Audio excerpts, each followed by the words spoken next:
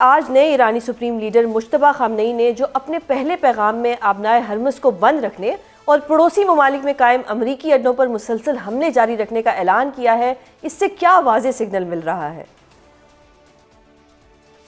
ان کے رہبر اعلیٰ ہیں نئے، اور اس کے علاوہ یہ ہے کہ ان کے خاندان کے اوپر بہت تباہی آئی ہے۔ یہ ان کا ذاتی دکھ بھی ہے، قومی دکھ بھی ہے۔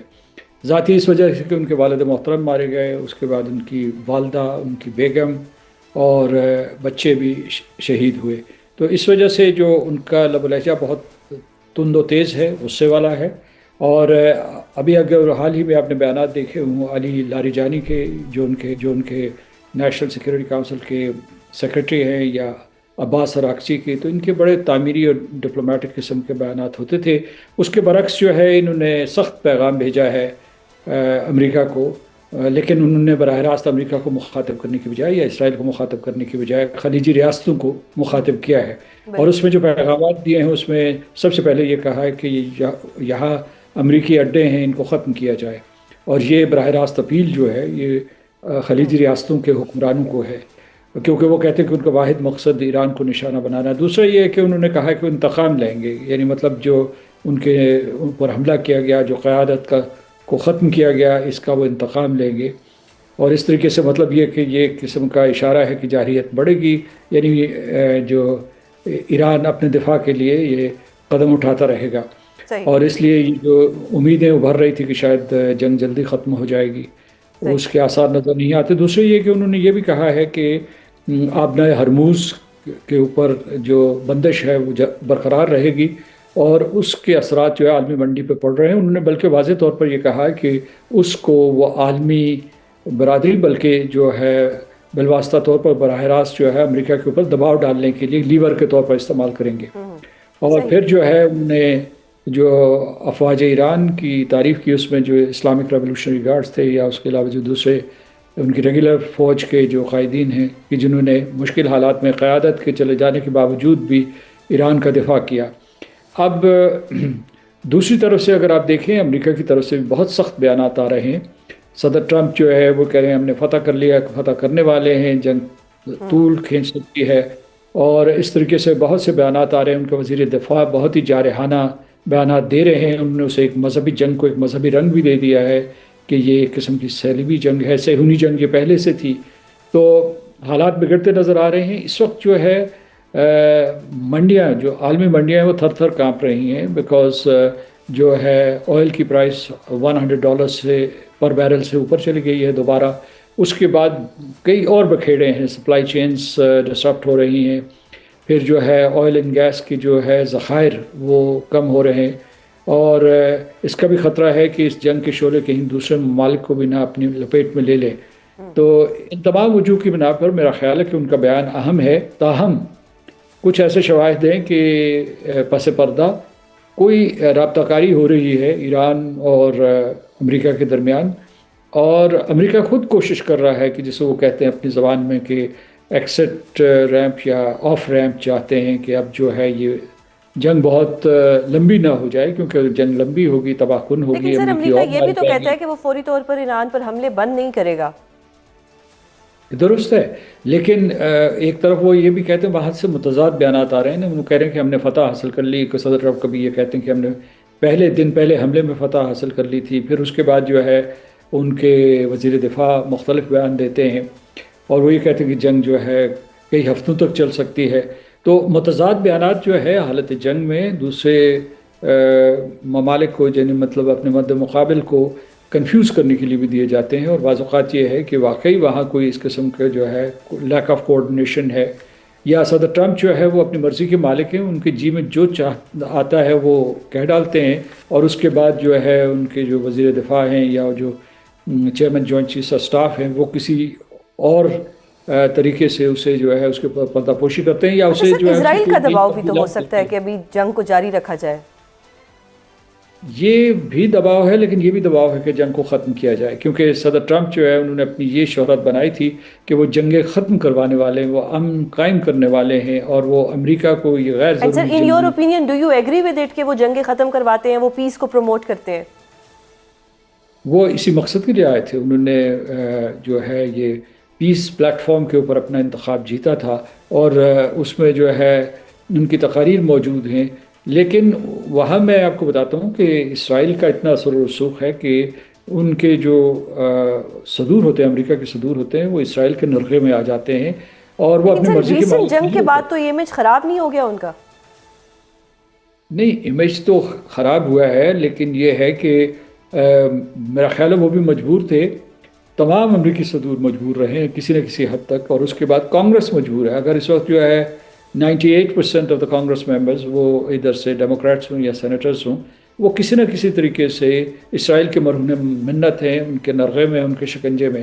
تو اس وجہ سے وہاں کوئی اس قسم کی آزادانہ رائے نہیں ہوتی. لیکن یہ جو وزیر اعظم نتنیاہو نے یہ جو انتہائی مطلب اوڈیشس سٹیپ لیا، اس میں امریکہ کو بھی شامل کر لیا. اس مرتبہ بلکہ امریکہ کے وزیر خارجہ نے کہا ہے کہ ہم گئے اس لیے کہ اب ایران جو ہے وہ اس کے اوپر اسرائیل ایران کے اوپر حملہ کرنے والا تھا، اور ہمیں یہ خطرہ تھا کہ وہ پھر ہماری بیسس کے اوپر حملہ کریں گے، امریکی بیسس پہ حملہ کریں گے، اس لیے ہم نے حملہ کر دیا. یہ جو انہوں نے جواز دیا ہے یہ بہت ضعیف ہے، اور اس کا مطلب یہ ہے کہ اس کی وجہ سے ان کا مذاق بھی اڑایا جا رہا ہے یا اور ان کے پر تنقید بھی کی جا رہی ہے. تو یہ صورتحال ہے. یہ چیز ہے کہ ایک مرتبہ پھر سفارائی ہوئی ہے، ایک مرتبہ پھر جو ہے امریکہ اور ایران آمنے سامنے آ گئے ہیں. ابھی کوئی فی الحال آف ریمپ نظر نہیں آ رہی. اتنا ثبوت ملا ہے کہ اسٹیو وٹکاف جو ہے وہ رابطے کر رہا ہے اپنے یعنی مطلب وزیر خارجہ ایران کے ساتھ، اور دوسرا یہ ہے کہ وہ روس کے ساتھ بھی رابطے میں ہیں کہ کسی طریقے سے جو ہے اس جنگ کو رکوایا جائے. صحیح. اچھا سر، ایرانی صدر نے جنگ بندی کے لیے عالمی طاقتوں سے یہ گارنٹی مانگ لی ہے کہ آئندہ ایران پر جارحیت نہیں ہوگی. ڈو یو تھنک کہ ایران کو یہ گارنٹی مل جائے گی؟ صدر پزشکیان کا یہ بیان بھی اس بات کا ثبوت ہے کہ پس پردہ کسی قسم کی کوئی سفارتکاری چل رہی ہے. انہوں نے 3 شرائط رکھتی ہیں میز پہ. پہلی شرط یہ ہے کہ اس کے اختیارات تسلیم کیے جائیں. اختیارات کا مطلب یہ ہے کہ جو نیوکلیئر نان پرولیفریشن ٹریٹی کے تحت اسے یورینیم کی افزودگی کا حق حاصل ہے اسے تسلیم کیا جائے. ٹھیک ہے، وہ گھٹا دے گا 20% تک، یا یہ اس کے لیے نیوکلیئر توانائی کے لیے اور پھر جو ہے میڈیسنل پرپسز کے لیے، میڈیکل پرپسز کے لیے. لیکن اس کے حق کو امریکہ پہلے یہ بھی نہیں تسلیم کر رہا تھا. دوسرا انہوں نے یہ کہا ہے کہ جیسا کہ آپ کہہ رہے ہیں کہ انہوں نے دوسری 2 شرائط بیان کیے ہیں. انہوں نے تاوان بھی مانگا ہے، اور پھر یہ کہ آئندہ ضمانت دے. انٹرنیشنل کمیونٹی، امریکہ سے نہیں مانگی، اسرائیل سے نہیں مانگی، انٹرنیشنل کمیونٹی سے مانگی ہے. انٹرنیشنل کمیونٹی میں یونائٹڈ نیشن سیکورٹی کونسل ہو سکتی ہے یا خلیجی ریاستیں ہو سکتی ہیں کہ وہ ضمانت دیں کہ آئندہ ایسا حملہ نہیں ہوگا. یہ 3 بہت مختصر، سادہ لیکن بہت ہی واضح شرائط ہیں. تو اس وجہ سے یہ ہے کہ یہ امریکہ کو پیغام گیا ہے. امریکہ اگر یہ تینوں مان لے گا تو اس کو ایک قسم کی جو ہے وہ اپنی شکست مانے گا. لہٰذا اس میں کچھ لین دین جاری رہے گا اگر یہ لین دین ہو رہا ہے. لیکن جو نئے رہبر نے، جو نئے سپریم لیڈر ہیں، انہوں نے جو شرط لگائی ہے وہ امریکہ کے لیے بہت مشکل ہوگا ماننا. اور خلیجی ریاستوں میں اتنا دم خم نہیں ہے کہ وہ امریکہ کو کہہ سکیں کہ جناب آپ یہاں سے اپنے ہوائی، بحری اور زمینی اڈے اٹھا لیں. اچھا سر، خلیجی ریاستیں اور یو این جو ہے یہ غزہ کے معاملے پہ بھی ایک طرح سے خاموش ہی رہے، یہ کس طرح سے گارنٹی دیں گے؟ دیکھیے، ان کا مشترکہ مفاد ہے نا. یعنی مطلب یہ ہے کہ اگر یہاں تیل کے ذخائر ہیں تو اگر وہ ایران کے حق میں بھی ہے اور ان خلیجی ریاستوں کے حق میں بھی ہے، انہیں محفوظ معیشتیں چاہیے اور ایک محفوظ معاشی سسٹم چاہیے، نظام چاہیے. تو اس کے لیے یہ ہے کہ وہ یہ ضمانت دے سکتے ہیں. امریکہ میں ان کا اثر و رسوخ ہے، تعلقات ہیں.